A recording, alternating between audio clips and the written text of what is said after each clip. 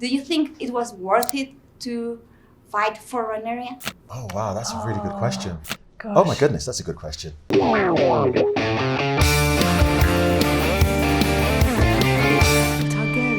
who sits the Iron Throne is not just a king or a queen. They are a protector of the realm. Thank you so much for having me here. It's an honor meeting you because I gotta say you are my favorite characters in the entire Game of Thrones saga.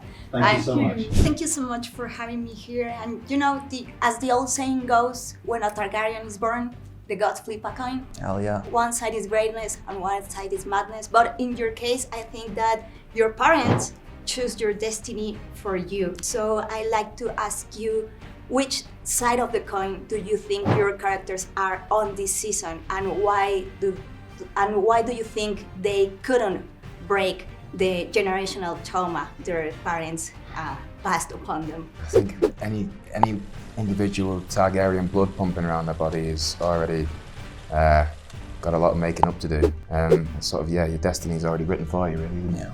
I think Gaiman definitely landed on the mad side.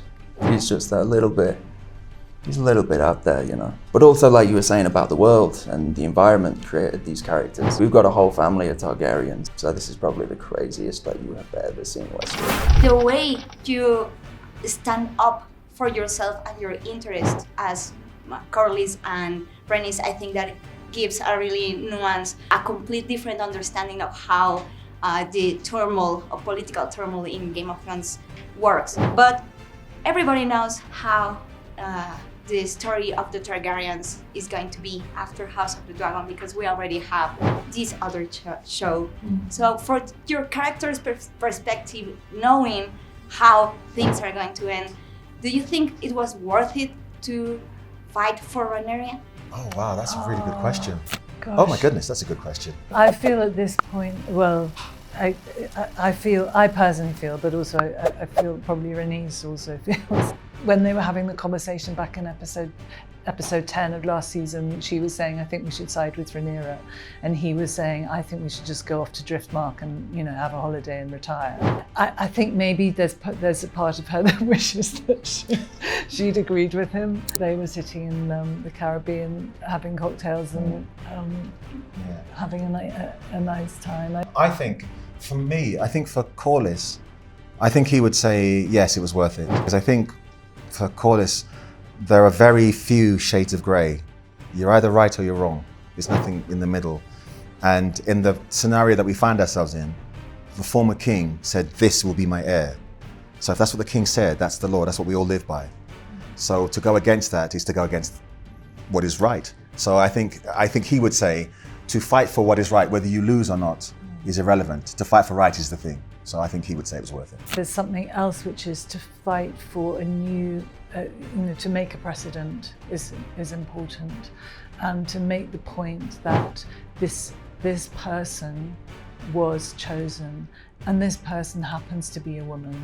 It's very, very important that just because she is a woman, that she is not yet again sidelined. And so that I think running deep in me certainly is the need to really reaffirm that for the sake of the world, for the sake of this society, and for the sake of moving forward, and for, you know, enlightenment and evolution in general. So it feels like that is worth it. I think in the bigger picture is crazy, chaotic war, fighting for scraps of power, ever worth it? Answer no.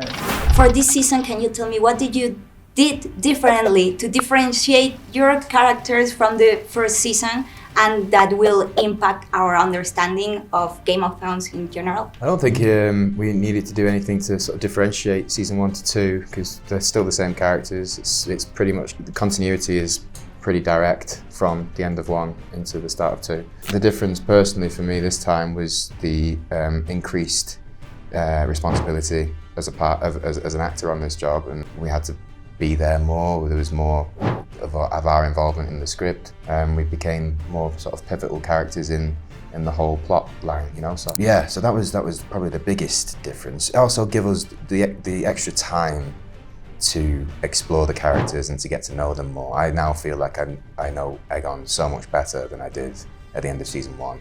And I think that was due to the fact that we just had lots more time with him. And I'm sure you're the same. More time to settle, yeah. Yeah. I agree. Your characters have been in the sideline for most of season 1, but towards the end they show their true colors and they show what the power that you are discussing right now.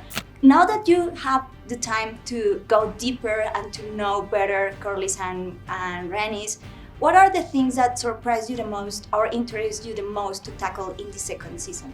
I think there's a lovely opportunity. It's really hard having these conversations without giving stuff away, but to explore different energetics, certainly between us.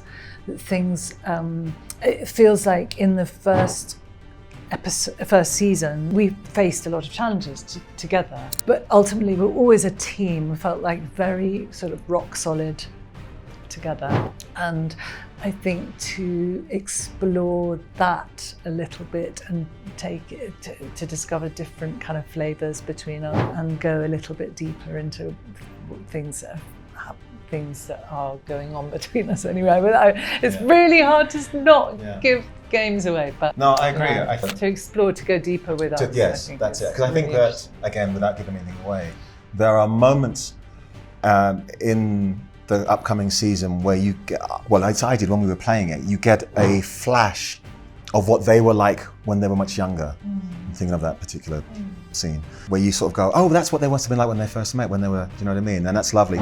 So yeah, it's been quite nice to see, certainly for me, for Corlys, to see a slightly more tender side to him, and slightly more on there are certain scenes, certain storylines that mean he's more on the back foot. In season 1, he's, up until at least, well, to episode 10, he's the one going, we're gonna do this.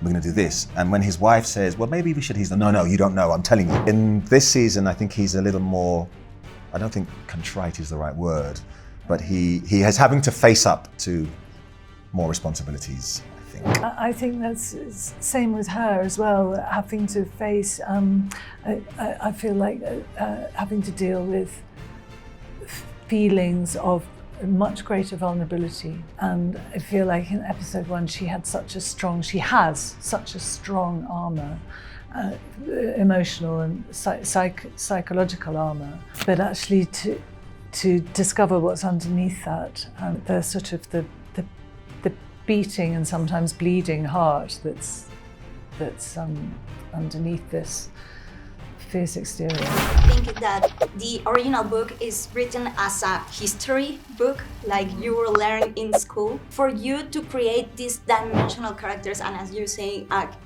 give more creative input into your characters, can you tell me some of your inspirations to get deeper to know your, Daemon and Aegon? I think, like what you said earlier about the inspirations that I'd use, you know, Shakespeare said eyes are the windows to the soul, right? And so Aemon's only got one.